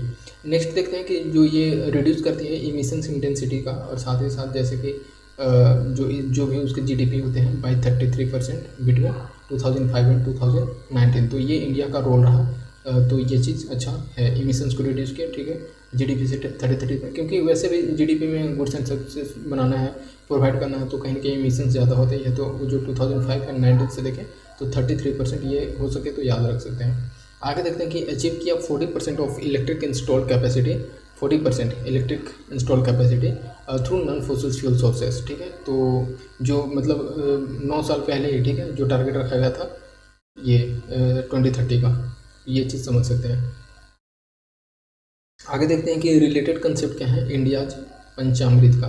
तो ये इंडियाज पंचामृत जो स्टेप लिया गया था, तो इसका क्या है कंसेप्ट, ये इम्पोर्टेंट है, फिर से पढ़ता हूँ। तो ये है कि इंडिया कमिटी की है 5 क्लाइमेट एक्शन, ठीक है, ये उसी को हम लोग पंचामृत बोलते हैं। ये कब पंचामृत अडॉप्ट किया गया, तो COP26 जो कि ग्लासगो में हुआ था। तो ये ध्यान रखिएगा कि पंचामृत जो था ये इनिशिएट किया गया COP26 में, और ये ग्लासगो में ये इनिशिएटिव लिया गया। और इसमें जो था कि 5 ऐसे कुछ थे स्टेप्स, जिसमें कि रीच करना है 500 gigawatt non fossils energy capacity ये 2030 तक, ठीक है, 500 गीगावाट नॉन फॉसिल्स एनर्जी। तो ये चीज़ तो अचीव कर ही रहा है। आगे जो है ये, हाँ ठीक है, तो ये मीट करना है 50% ऑफ एनर्जी रिक्वायरमेंट, और ये किससे, तो रिन्यूएबल एनर्जी से बाय 2030। ये भी ठीक है, मतलब बेसिकली इसमें 50% एंड 500 गीगावाट नॉन फॉसिल से 50% रिन्यूएबल एनर्जी से, तो ये दोनों अच्छा है। और रिड्यूस करना है टोटल प्रोजेक्टेड कार्बन इमिशंस का, ठीक है, 1 बिलियन टन से, और ये जो है अभी से लेकर के 2030 तक, अभी से कहने का मतलब जो ये लिया गया था COP26 में उससे। आगे देखते हैं कि ये रिड्यूस करना है कार्बन इंटेंसिटी, ठीक है, और ये इकोनॉमी में जो भी ऐसे कार्बन इमिशंस है उसको लेकर के, और उससे 45%, और ये टारगेट है 2030 तक। तो जो लेवल है वो 2005 का एक बेस लेवल रखा गया है, इससे जो है 45% 2030 तक इस इकोनॉमी में जो भी कार्बन इंटेंसिटी है उसको कम करना है। आगे देखते हैं कि अचीव करना है target of net zero emissions, ये है 2070 तक। तो ये आप समझ सकते हैं कि नेट जीरो टारगेट कब तक रखा गया है, 2070 तक। बाकी जो भी है ये 2030 का टारगेट है 500 गीगावाट, ठीक है, और साथ ही साथ 50% ऑफ एनर्जी के जो रिन्यूएबल एनर्जी से, तो ये, और 1 बिलियन लेवल ये जो है 2030 तक, ठीक है, 1 बिलियन टन।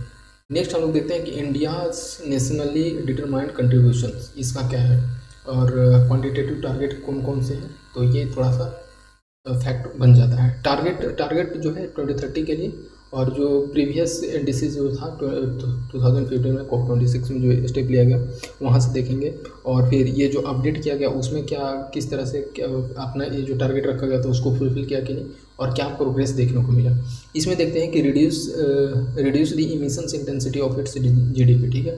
तो टारगेट ये रखा गया कि अपना जो भी उसको GDP में है उसको रिड्यूस करना है, और अभी हम लोगों ने देखा यहाँ पे आप देख सकते हैं कि 33% GDP का, ठीक है।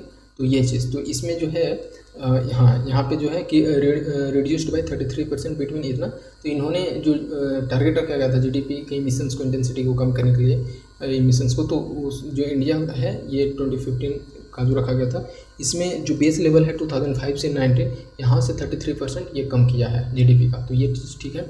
और 2022 में अपडेटेड जो देखिए ये 45% 2030 तक इसको कम किए। प्रोग्रेस जो है ये ओवरऑल रिड्यूस हुए 33%, तो ये चीज़ ठीक है। आगे देखते हैं cumulative electric power installed capacity from non fossils fuel based energy resources with the help of transfer of technology, low cost international finance funding, और साथ ही साथ ग्रीन क्लाइमेट फंड। तो ये सारे चीज़ जो है बेसिकली बोला जा रहा है वैसे climate transfer technology, low cost international finance पे प्रोवाइड करना, जो कि basically non fossils fuel based हो, ठीक है।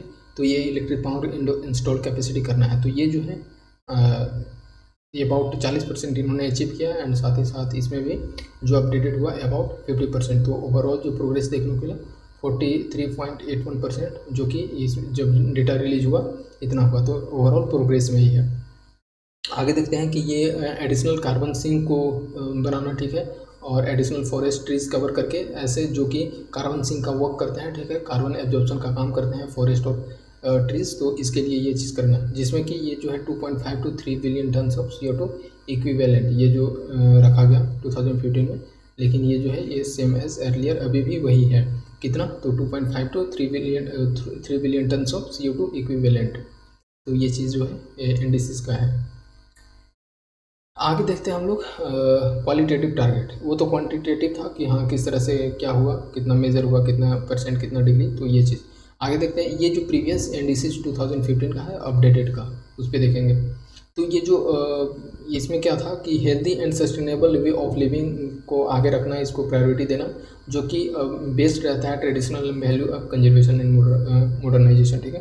तो ट्रेडिशन एंड वैल्यू कंजर्वेशन के बेस्ड पे जो भी लिविंग स्टाइल होता है, हेल्दी लाइफ होता है, उसको सस्टेनेबल बनाना और वे ऑफ लिविंग को होना।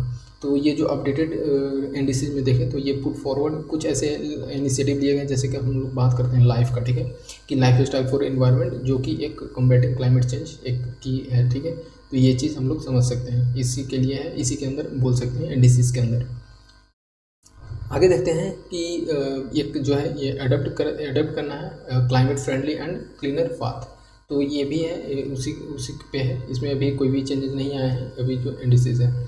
तो ये जो है एक फॉलो करती है other at corresponding level of economic development से। तो ये क्लाइमेट फ्रेंडली बनाना है और क्लीनर पाथ, और ये बेटर अडोप्ट करना है क्लाइमेट चेंज को। तो ये भी वही है, इसमें भी कोई चेंजेस नहीं है। और इसमें बेसिकली इन्हांस करके वैसे डेवलपमेंट प्रोग्राम को जो कि सेक्टर वल्नरेबल हो, तो क्लाइमेट चेंज को लेकर के तो उनको थोड़ा सा ज़्यादा प्रॉफिट देना है।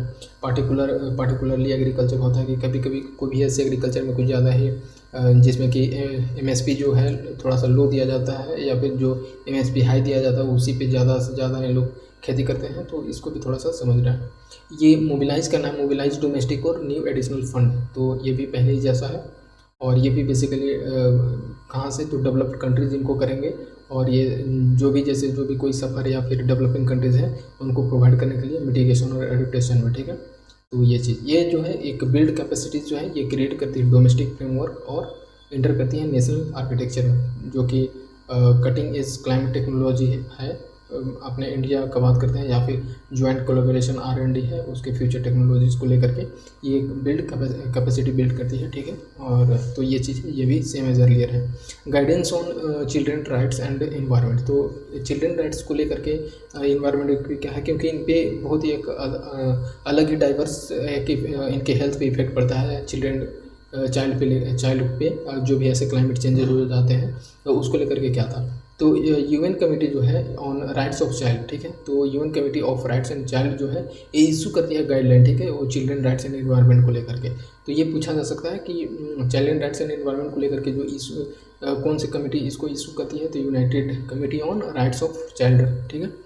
तो ये ध्यान रखते हैं। इसके में देखते हैं कि क्या गाइडेंस लिए गए, क्या है इसमें, ये देखते हैं। ये जो इसको पहले क्या जाना जाता था, तो जनरल कमेंट ऑन 26 नंबर 26। तो ये चीज़ है, इसको इस तरह से जाना जाता था पहले, जो कि एक्सटेंड करती है magnitude of triple planetary crisis. Triple planetary crisis जो है, जैसे कि जिसमें क्या है कि climate energy and the collapse of biodiversity और परवेसिव पोल्यूशन, जो कि एक बच्चे के लिए जो है ये थ्रेट का कारण बन जाता है, ठीक है, बच्चे के राइट को लेकर के। तो ये चीज़ जो है ट्रिपल प्लेनेटरी क्राइसिस, ये आपको पूछा जा सकता है कि क्या क्या इंक्लूड करता है। तो क्लाइमेट इमरजेंसी और बायोडाइवर्सिटी का कोलैप्स करना, और साथ ही साथ जो पोल्यूशन है उसको लेकर के ये जो है, ठीक है, ये अफर्म करती है जो अभी जो गाइडलाइंस में इसमें बताया गया कि चिल्ड्रन राइट जो है ये इनको भी एक राइट है कि क्लीन, हेल्दी और सस्टेनेबल इन्वायरमेंट प्रोवाइड हो।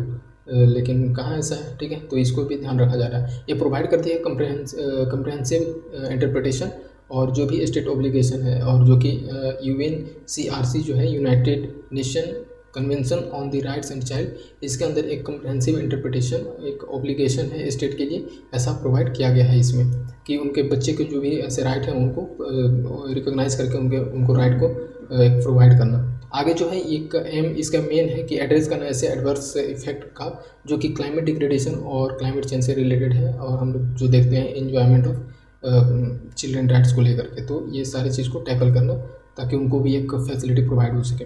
यूनाइटेड, इस पर हम लोग देख लेते हैं कि UNCRC, ठीक है, United nation convention on rights of the child, ठीक है। तो इसमें जो है ये अडॉप्ट किया 1989 में, और ये आउटलाइन करती है चिल्ड्रंस राइट को लेकर के, और इंक्लूड करती है include to life, health, clean drinking water और सर्वाइवल एंड डेवलपमेंट। तो ये चीज़ जो है ये कब लाया गया था, UNCRC, तो 1989 में। और ये बेसिकली चाइल्ड राइट्स के लिए, जो कि उनके लाइफ को लेकर के, उनके हेल्थ को लेकर के, क्लीन ड्रिंकिंग वाटर को लेकर के, और ओवरऑल डेवलपमेंट के लिए ऐसा इसमें देखा जाता है। ये रेटिफाइड करती हैं इसमें 196 स्टेट पार्टी जो है, जिसमें कि इंडिया भी इसमें साइन की है, ठीक है, इसका एक मेंबर है। आगे देखते हैं कि CRC, ठीक है। तो राइट्स ऑफ चाइल्ड क्या है, तो ये बॉडी ऑफ 18 इंडिपेंडेंट एक्सपर्ट जो थे, इनके ये बॉडी इतने एक्सपर्ट मिल करके ये मॉनिटर और इम्प्लीमेंट करते हैं UNCRC को, और ये स्टेट पार्टीज के द्वारा, ठीक है। तो ये चीज़ हम लोग को समझना है, इसमें कितने एक्सपर्ट बैठते हैं, बेसिकली ये जानना है। तो 18 ये देख लेते हैं हम लोग कि impact of climate change on children. Climate change जो हो रहा है उसके कारण बच्चे पे क्या इफेक्ट देखने को मिलता है। तो ये जो है उनका जो उनके बेसिकली राइट जो है ये उनका वायलेशन बहुत तेज़ी से हो रहा है, ठीक है।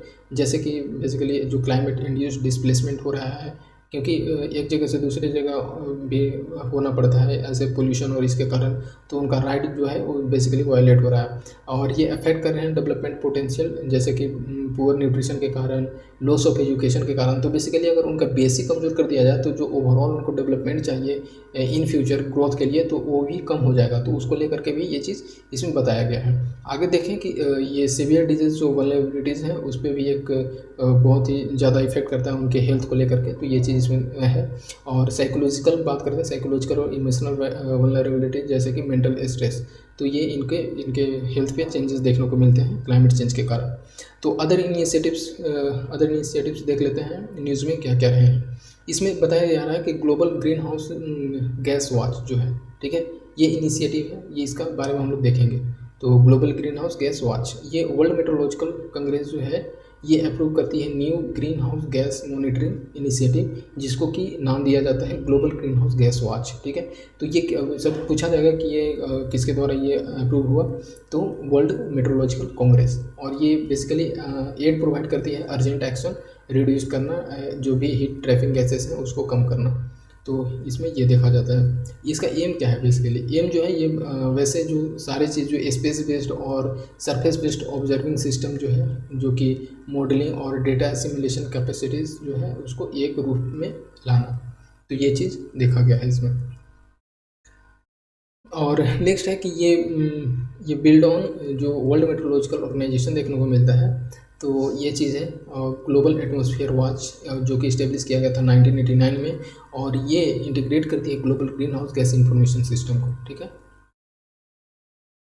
तो ये चीज़ समझना है। तो ये क्या आगे है, विल कंसिस्ट 4 मेन कंपोनेंट, इसका कुछ 4 कंपोनेंट है उसको देख लेते हैं। तो 4 मेन कंपोनेंट जो है इसमें कि एक कंप्रहेंसिव और सस्टेन्ड ग्लोबल सेट प्रोवाइड करना, जो कि सरफेस बेस्ड, ठीक है, और सैटेलाइट बेस्ड ऑब्जर्वेशन करना, ठीक है। और ये जो ऑब्जर्वेशन करते हैं बेसिकली CO2 का, मीथेन का, ठीक है, और नाइट्रस ऑक्साइड का, ठीक है, तो N2O का कंसनट्रेशन चेक करते हैं। और ये जो प्रायर एस्टिमेट है ये ग्रीन हाउस गैस इमिशंस का, वो भी देखते हैं ये चीज़। आगे है कि ये set of global high resolution earth system model, जो कि रिप्रेजेंट करते हैं ग्रीन हाउस गैस साइकिल में, वो सेट करते हैं। तो ये जो भी है ऑब्जर्वेटरी का काम करती है, तो ये चीज़ हम लोग को समझना है। ये एसोसिएट है वैसे मॉडल से जैसे कि डेटा सिमुलेशन सिस्टम, जो कि जनरेट करती है प्रोडक्ट ऑफ हायर एक्यूरेसी के साथ, तो ये चीज़ अच्छा है। आगे देखते हैं कि फर्स्ट मूवर कोलिशन, ये इम्पोर्टेंट है, पूछा भी है। तो फर्स्ट मूवर कोलिशन क्या है, तो ये इंडिया पार्टिसिपेट की है इसमें फर्स्ट मूवर कोलिशन में, तो इस कारण से इसमें थोड़ा सा हम लोग को ध्यान देना है। इंडिया पार्टिसिपेट की है first mover coalition leadership meeting, और ये जो है फर्स्ट मूवर कोलिशन ये लीड किसके द्वारा किया जाता है, तो ये वर्ल्ड इकोनॉमिक फोरम, ठीक है, एंड द US गवर्नमेंट, तो ये लीड करते हैं world economic forum and US government. और ये लॉन्च कब किया गया, तो COP26, ठीक, COP26 में। और ये जो है कि बेसिकली पब्लिक प्राइवेट पार्टनरशिप, और इसमें जो कि क्लीन और कार्बन इंसेंटिव्स सेक्टर्स को क्लीन करना है, उसके साथ पार्टनरशिप इसमें है इम्पोर्टेंट कि जो इंडिया इसका मेंबर है। और देखते हैं नेक्स्ट कि major economics forum on energy and climate, इस पे क्या है। तो जो USA एम इसका USA का लक्ष्य ये था कि कैटलाइज ग्लोबल क्लाइमेट एक्शन करना, जो कि एक MEF on energy and climate, ठीक है। तो ये मेजर इकोनॉमिक्स फोरम जो है ये इस पे एक कैटलाइज, और बेसिकली इसका थोड़ा सा जो है इसको प्रोसेस को तेज़ करना है, ठीक है, ग्लोबल क्लाइमेट एक्शन को। तो ये चीज़ इसमें रखा गया, major economics forum on energy and climate.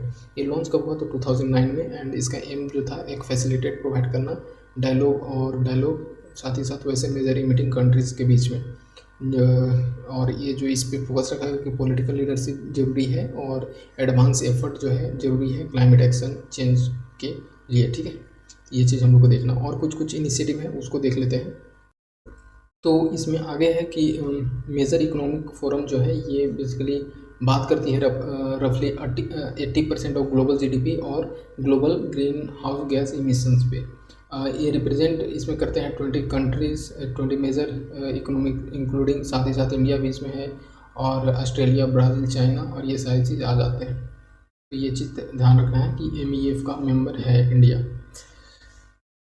आगे है कि MEF लीडर जो कि डेलीवरेट करती है इंटरनेशनल एनर्जी एजेंसीज के साथ credible pathway to 1.5 degree Celsius जो टारगेट रखा गया है, वो चीज़ जो कि आइडेंटिफाई करती है कि क्या एफर्ट होना चाहिए ये 4 की एरियाज़ में, जैसे डिकार्बनाइजिंग एनर्जी, रिड्यूसिंग डिफोरेस्टेशन जो कि 2030 तक नेट जीरो, ठीक है। ये चीज़ है कि टैकलिंग पोटेंट और नॉन CO2 क्लाइमेट पोलूटेंट, साथ ही साथ एडवांसिंग कार्बन मैनेजमेंट, तो ये देख लेंगे।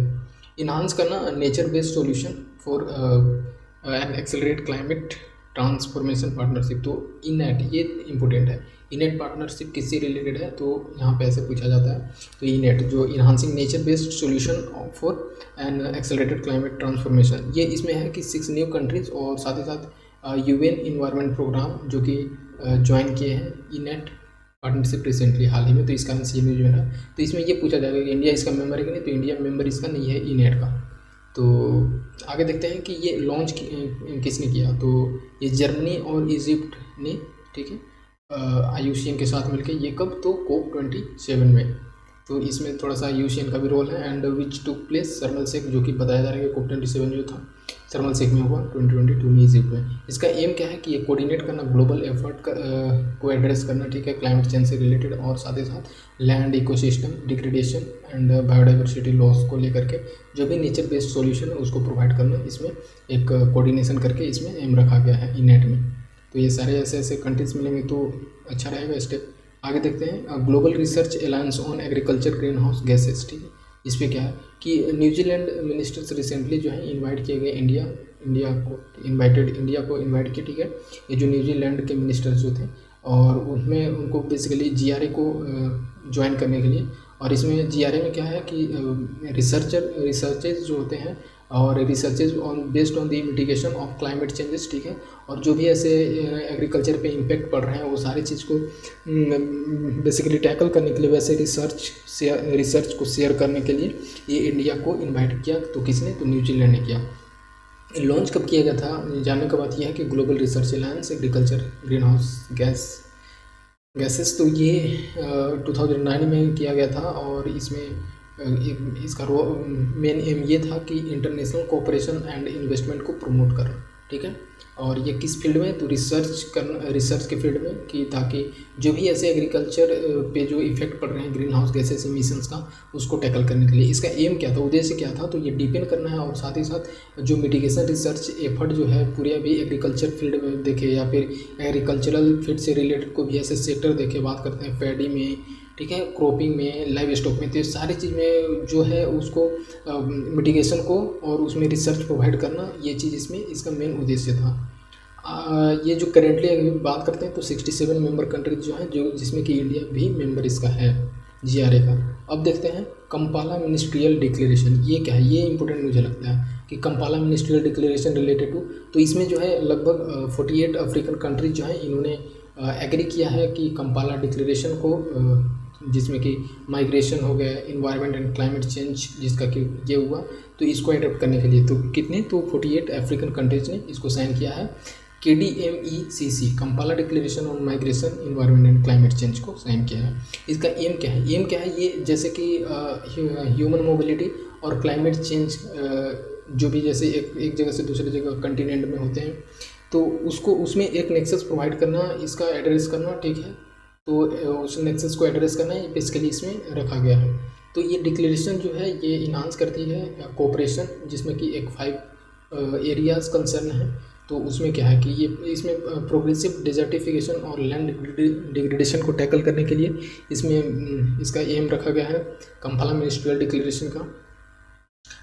फिर अनसस्टेनेबल यूज ऑफ इकोसिस्टम को, जैसे कि रेगुलर बेसिस पे यूज करना के और हार्श कंडीशन में, तो उसको भी टैकल करने के लिए। अनप्लान्ड माइग्रेशन ऑफ पीपल, एक जगह से दूसरी जगह जो हो जाते हैं लोग विदाउट प्लान क्या, या फिर जिससे कि क्लाइमेट चेंजेस और डिजास्टर्स देखने को मिलते हैं। तो उस बीच में जब क्लाइमेट चेंजेस और डिजास्टर में लोग जो एक जगह से दूसरी जगह मिटिगेट हो जाते हैं, ट्रांसफ़र हो जाते हैं, ठीक है। तो उनको फिर उसको एक प्लान्ड वे में उनको प्रोवाइड करना, ये चीज़ इसमें रखा गया है। और पॉसिटी ऑफ डेटा एंड स्टैटिक्स का बात करते हैं, जो भी क्लाइमेट चेंज और इस पर देखने को मिलता है। वो सारे डेटा स्टैटिस्टिक्स को प्रोवाइड करना, देखना। लिमिटेशंस जो है, जो भी पार्टनरशिप और फाइनेंसिंग में है, जो कि रिस्पॉन्ड करती है क्लाइमेट क्राइसिस पे, तो ये चीज़ है इसमें। और नेक्स्ट है डेटा इन क्लाइमेट रेजिलिएंट एग्रीकल्चर, DICRA, ये क्या है? तो जो हम लोग देखते हैं कि यूनाइटेड नेशन डेवलपमेंट प्रोग्राम और नाबार्ड जो है, ठीक है, जो कि इंडिया में एक एग्रीकल्चर में एक लीडिंग रोल प्रोवाइड करती है, लोन और ये सारी चीज़ प्रोवाइड करने में, तो उन्होंने ये नाबार्ड एंड UNDP ने साइन किए हैं, ठीक है। और ये MOU साइन किए हैं बेसिकली क्रिएट करने के लिए data driven digital public goods, जो कि इंक्लूड करती है DICRA, ठीक है। तो ये चीज़ इसमें साइन किया है, तो इस कारण से न्यूज़ में हो जाता है। तो अब देख लेते हैं DICRA क्या है, ठीक है। तो DICRA डेटा इन क्लाइमेट रेजिलिएंट एग्रीकल्चर, ये जो है एक कोलेबरेटिव है, जो कि डिजिटल पब्लिक गुड्स जो कि प्रोवाइड करती है open access to key geospatial datas partnership to climate resilient agriculture. जो भी ऐसे कोई भी ऐसे इशू होते हैं, ठीक है, तो क्लाइमेट से रिलेटेड, तो उसको ठीक करने के लिए और जो भी उससे रिलेटेड डेटा है उसको प्रोवाइड किया जाता है इस बीच में, और ये क्यूरेट किया जाता है UNDP के द्वारा एंड पार्टनर्स ऑर्गेनाइजेशन, जो कि इन्फॉर्म करते हैं पब्लिक इन्वेस्टमेंट एग्रीकल्चर में। तो ये चीज़ ध्यान रखना है। तो ये दोनों मिल करके ये साइन किए हैं। हम सबसे ज़्यादा यहाँ से की आउटकम ये निकलता है।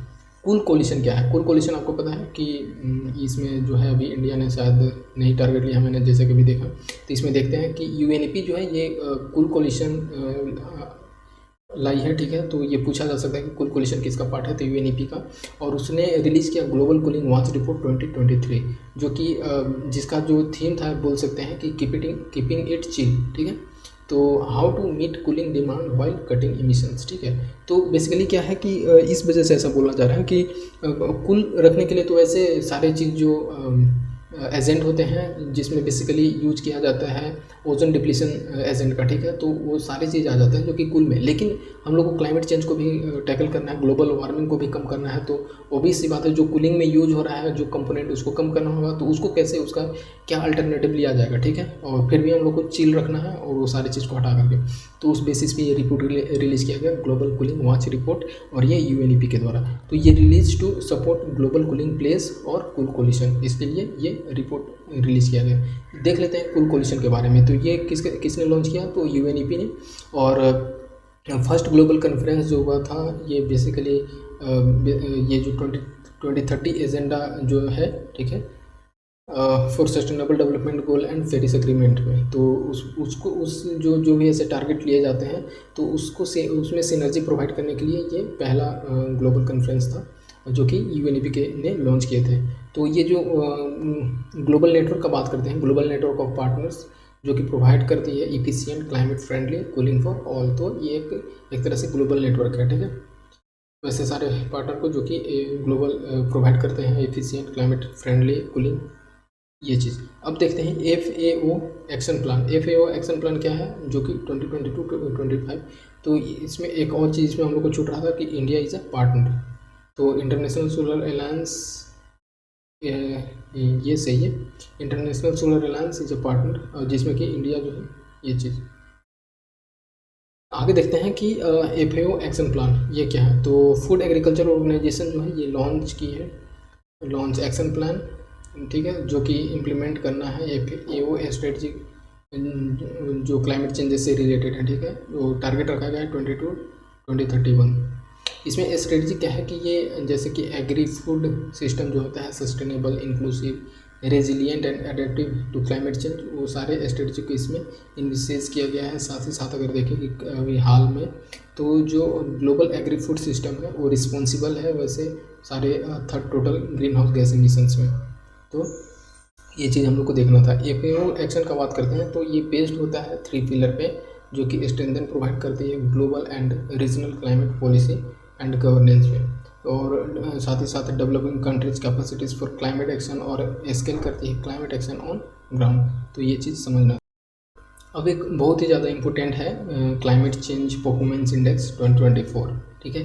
तो ये किस रिलीज़ करती है, इसका इंडिया का क्या रैंक रहा, तो ये कहीं ना कहीं पूछा जाता है। तो इंडिया जो है, इंडिया अगर इस साल बात करें तो फर्दर इम्प्रूव किए हैं ग्लोबल CCPI रैंकिंग में, ठीक है, जो कि 7th पोजीशन से लास्ट ईयर जो था 8th नंबर पे थी, तो अभी जो है ग्लोबल क्लाइमेट परफॉर्मेंस इंडेक्स में 7th पोजीशन पे है। और बात करते हैं CCPI में, तो ये किस रिलीज करते हैं, ग्रीन वॉच रिलीज करते हैं और इंडिपेंडेंट मॉनिटरिंग टूल है, ठीक है। तो जो कि ट्रैक करती है क्लाइमेट प्रोटेक्शन परफॉर्मेंस को, तो ये चीज़ समझना है आपको। एक्सेस कंट्रीज़ जो हैं ये परफॉर्मिंग 4 कैटेगरीज में, जो कि इसमें परफॉर्मेंस देखा जाता है इन 4 कैटेगरी में कि ग्रीन हाउस गैस में कैसा है, ठीक है। फिर रिन्यूएबल एनर्जी में क्या है, तो ग्रीन हाउस गैस में बात करते हैं इंडिया का, तो वैसे 40% overall score, 20% renewable energy use में 20% एंड क्लाइमेट पॉलिसी 20%। तो टॉप 3 प्लेस पे बात करते हैं, तो 1 and 3 आर वैकेंट, ठीक है अभी। और हम लोग का जो 7th नंबर पे इंडिया आ जाता है। और साथ ही साथ ग्रीन वॉच का बात करते हैं, तो ये global climate risk index issue करते हैं, ठीक है। तो ये भी ध्यान रखना है कि क्लाइमेट परफॉर्मेंस इंडेक्स और ग्लोबल क्लाइमेट रिस्क इंडेक्स, ये सारा का सारा दोनों ही रिलीज़ किया जाता है ग्रीन वॉच के द्वारा। नैरोबी डिक्लेरेशन ये क्या है, तो नैरोबी डिक्लेरेशन जो है ये फर्स्ट अफ्रीकन क्लाइमेट समिट 2023 जो इंड किया, ये नैरोबी डिक्लेरेशन से, ठीक है। तो ये देखने को हम लोग को मिलेगा। ये called for annual climate finance place of 100 billion, इसमें 100 बिलियन का प्लेस इसमें रखा है क्लाइमेट फाइनेंस का। और ये रिफॉर्म करती है मल्टीलेटरल फाइनेंस सिस्टम को। तो इसको रिफॉर्म करने के लिए और ये इतना $1 बिलियन के लिए ये बेसिकली नैरोबी डिक्लेरेशन का मीटिंग हुआ। और ये जो फर्स्ट अफ्रीकन क्लाइमेट समिट है जो कि नैरोबी डिक्लेरेशन से एंड करती है। आगे जो है ये अदीस अबाबा डिक्लेरेशन, ये जैसे डिक्लेरेशन होती है जनरली पूछे जाते हैं, ठीक है। तो ये 19th अफ्रीकन मिनिस्ट्रियल कॉन्फ्रेंस जो है ऑन एनवायरनमेंट, ये AMCEN, ठीक है, AMCEN 2023। तो ये इसका जो 19th सेशन था ये कहाँ पे हुआ, तो अदीस अबाबा में, अदीस अबाबा इथियोपिया, ठीक है।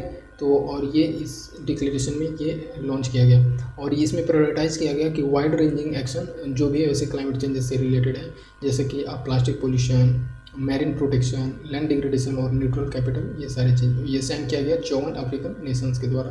तो बेसिकली ये अफ्रीकन नेशंस का एक डिक्लेरेशन है अदीस अबाबा। C40 क्या है, तो Bengaluru climate action plan was unveiled, ठीक है। तो ये C40 जो है ये बेंगलुरु क्लाइमेट एक्शन प्लान से रिलेटेड है।